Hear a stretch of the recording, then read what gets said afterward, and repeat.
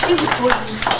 Какъв страх! Не знаех, че ще дойдете толкова скоро. Щях да изпратя някой да ви посрещне на летище. Жалко, че не си възпитана колкото мене. Какъв си сега? Аз съм моя сестра. Коя е тази млада, прекрасна дама? Това е моята дъщеря Адриана и тя е твоя племенница. Това ли ти е прислугата? Да, и от днес вие ще се допълнителните.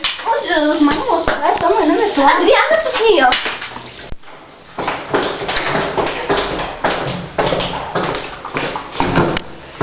Тъй тук. О, не да можеш. Днес татък, това ще е твоето работно място.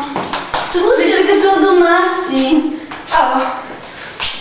Мамчета, не ме лиши на мамчето ли? А тук? Къде са мисли? Няма остатък с прошитата така да работи.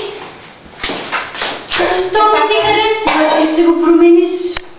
С удоволствие. Но цялата къща, заедно с тебе, да разбира се.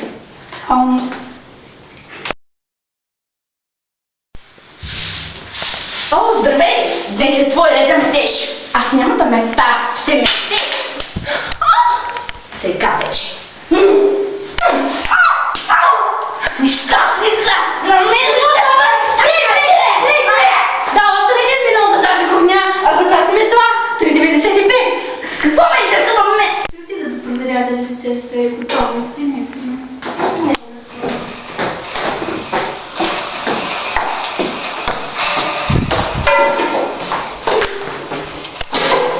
Бъдеш на красивата мълчание.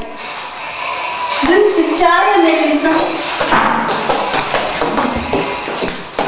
Заповядай.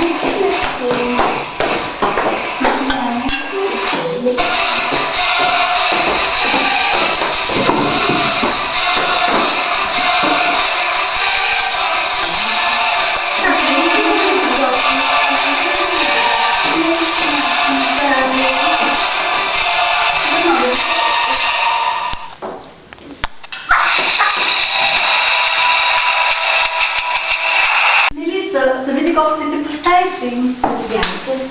Нищо да.